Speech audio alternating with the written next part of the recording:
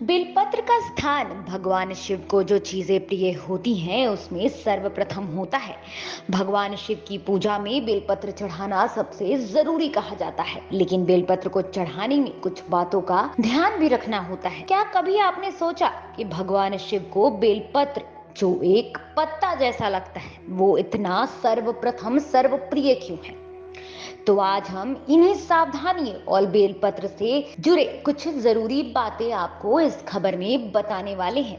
अपने त्रिकोणीय आकार के साथ बेलपत्र भगवान शिव की 3 आंखों का प्रतिनिधित्व करते हैं।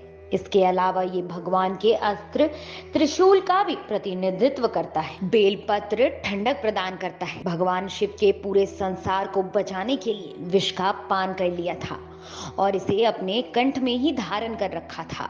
विष अत्यंत प्रभावशाली होने के कारण भगवान शिव का कंठ नीला हो गया था, तभी उनका नाम नीलकंठ पड़ा था।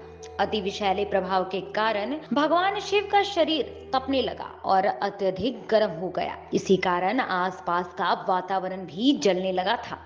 मान्यता के अनुसार बेलपत्र विष के प्रभाव को कम करता है, जिसके कारण भगवान शिव को देवताओं ने बेलपत्र खिलाना शुरू किया, जिससे उन्हें काफी आराम मिला और उनके शरीर की तपन भी कम हुई। तभी से भगवान शिव पर बेलपत्र अर्पित करने की परंपरा चली आ रही है, जिसे आज तक हम सभी निभाते हैं। बेलपत्र को लेकर एक और मान्यता है कि जब देवी पार्वती तप करने के बावजूद नीलकंठ यानी महादेव को प्रसन्न नहीं कर पाई, तो उन्होंने बेलपत्र पर राम लिखकर भोलेनाथ को चढ़ाया था, जिसके बाद महादेव खुश हो गए थे।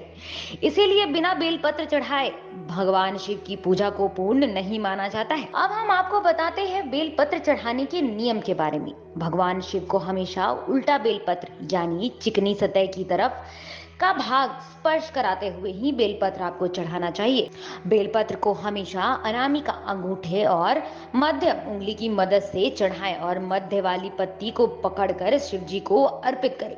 शिव जी को कभी भी सिर्फ बेलपत्र अर्पण नहीं करें, बेलपत्र के साथ जल की धारा भी आपको जरूर से चढ़ानी चाहिए। बेलपत्र की 3 पत्तियों ही भगवान शिव को चढ़ाएं। ध्यान रखें कि पत्तियां कटी फटी ना हो। कुछ पत्तियों पर बेलपत्र, वहीं हम आपको बता दें कि कुछ तिथियों पर बेलपत्र तोड़ना वर्जित कहा जाता है। चतुर्थी, अष्टमी, नवमी, चतुर्दशी और अमावस्या को, संक्रांति के समय और सोमवार को बेलपत्र नहीं तोड़ना चाहिए। ऐसे में पूजा के दिन पूर्व ही बेलपत्र तोड़कर रख लेना चाहिए। हम आपको ये भी बता दें कि अगर आप पूजा के दिन बेलपत्र नहीं तोड़ पाते हैं तो आप उसे एक दिन पहले भी तोड़कर रख सकते हैं, क्योंकि बेलपत्र कभी अशुद्ध नहीं होता है।